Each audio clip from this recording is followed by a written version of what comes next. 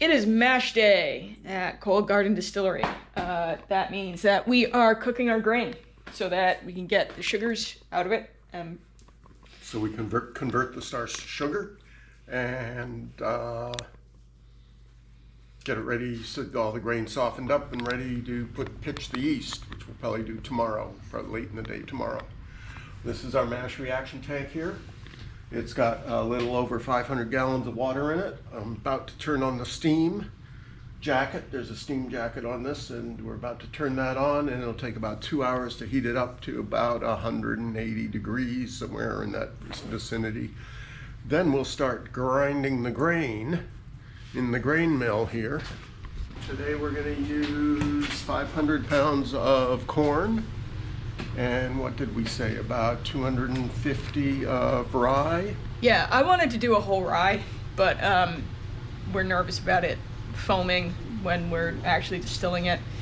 But figured that we could do a little bit more rye than usual and see if it's actually going to foam up or not. Right, I think the most rye we've ever done is about 150 pounds. So now we're going to try about 250 pounds, which will mean about 100 pounds of barley, so it'll be 500 pounds of corn. 250 of rye, 150 of barley. Does that get us to 800 pounds? No, that gets us to almost 900 pounds. We'll do the math. Yeah. It's still going to be more than 50% corn, so it can still become bourbon. It'll be a high rye bourbon. Beef jerky, key to success.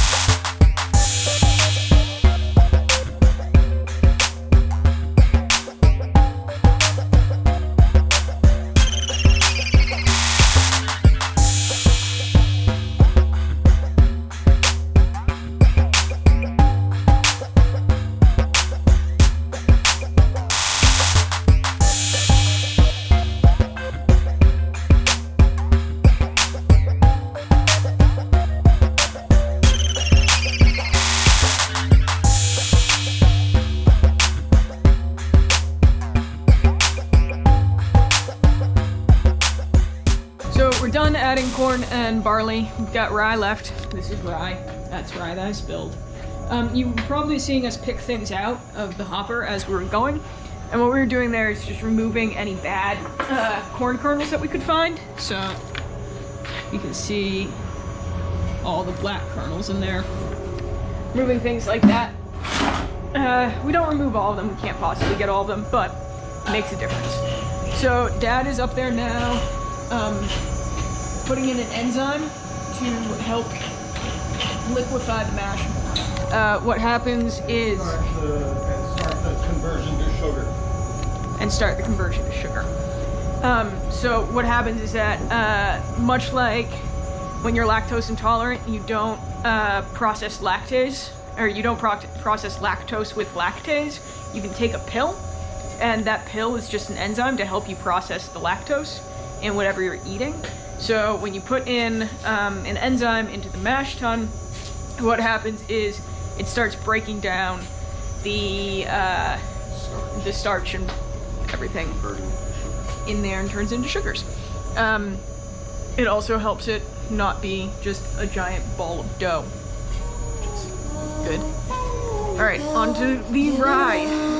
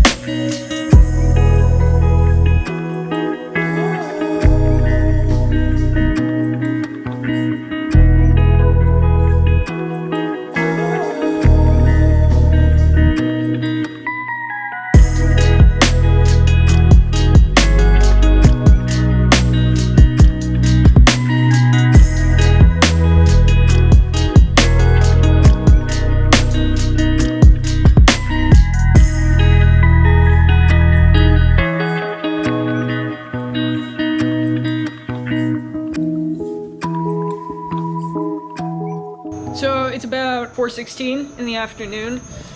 We got this going around 10 a.m. this morning, I think. We are now down to the point where we've finished cooking the grain and converting the starches. And what we need to do now is bring it down to about from 190-ish to 150-ish. And at that point, we're going to add another enzyme that's also going to help break down some of the starches. We have to bring it down overnight to about 86 degrees, which is the point where yeast will stay active. But I wanted to show you what it looks like in there right now. So you can see here, you can see me, but right there, you can see that grain moving around in there, and that's because we've got a stirrer on, because what we're doing is we're trying to cool it down, so we want to keep it moving, because otherwise the exterior is going to get way cooler than the center, and the center is just going to keep cooking, and that's not useful to us. Ow, I hit my funny bone. Alright, so up here, this is that annoying humming noise. That's the motor moving the stirrer. This is our giant hatch.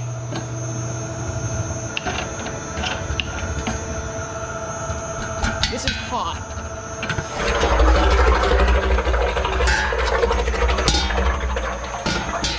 You can hear that noise. That's the paddles going back and forth as they whip everything up.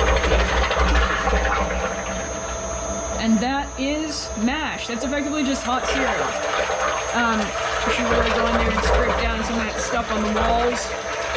But I haven't yet figured out a way to do that without risking dropping my camera in there, so you're not going to see that. But that's the mash. That is what we are going to put over into our still over here.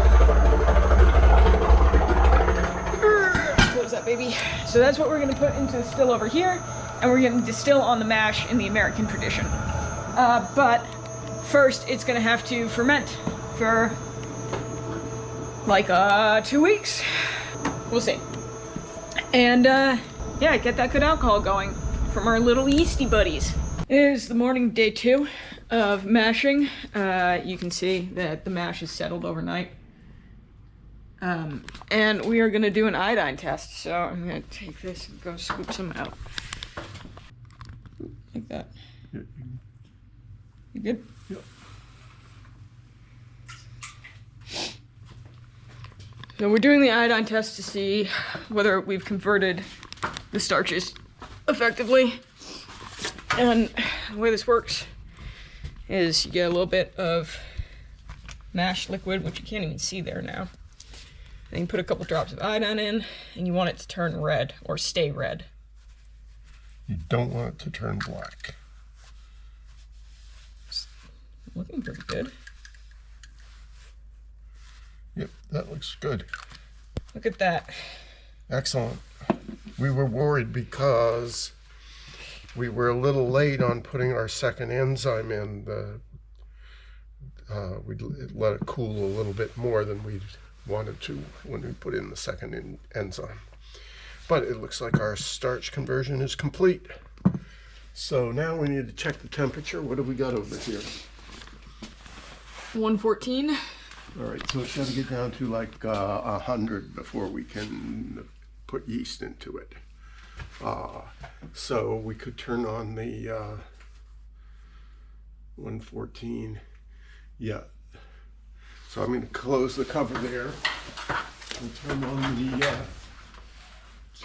agitator, and we'll run a little bit of cold water in the jacket and drop the temperature a little bit, and then we can do our yeast thing. Actually,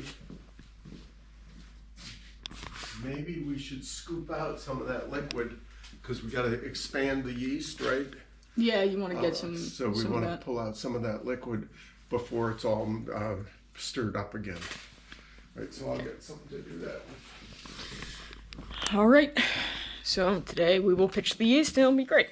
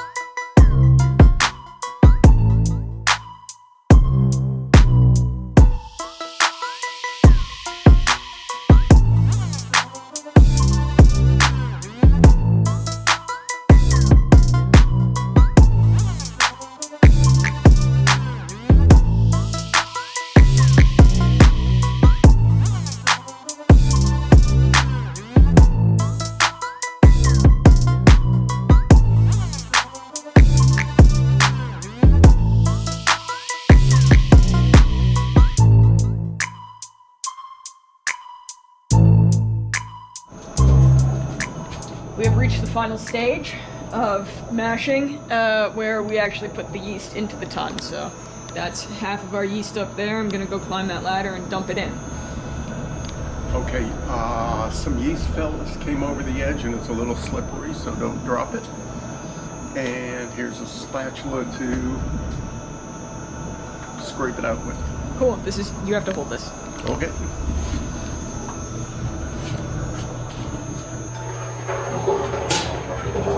If you want to get a shot down in there while it's stirring.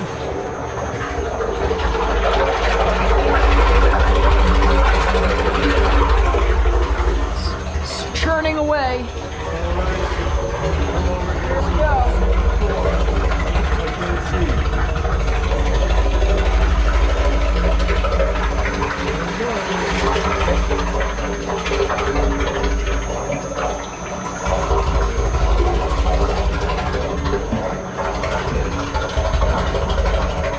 Alright, I think you got a most of it.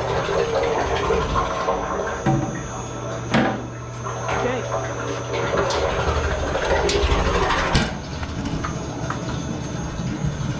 How do I make it stop? Well, now we just have to leave that for 1 week, 2 weeks. 1 week, 5 to 7 days. It'll be more like 7, maybe 8, because the temperature in here is low now. Because what's it doing out? Oh, it's snowing out. Snowing. Right, and we're also fermenting fruit in the same space, and we have to keep the temperature down to below 60 degrees for fruit fermentation. Right, I'll grab this guy. So, Give it a wash out. in a couple weeks, we will be distilling on that. Yeah, join us for that. We do a video every other Tuesday. Hit like and subscribe. Comment below if there's stuff that you want to see. And thank you for joining us, and we'll see you next time. Welcome to day 3 of mashing. I wasn't really planning on doing this, but we walked into the distillery this morning and it just smells amazing. So I'm gonna show you how this is going. Look at all those little yeasty boys working.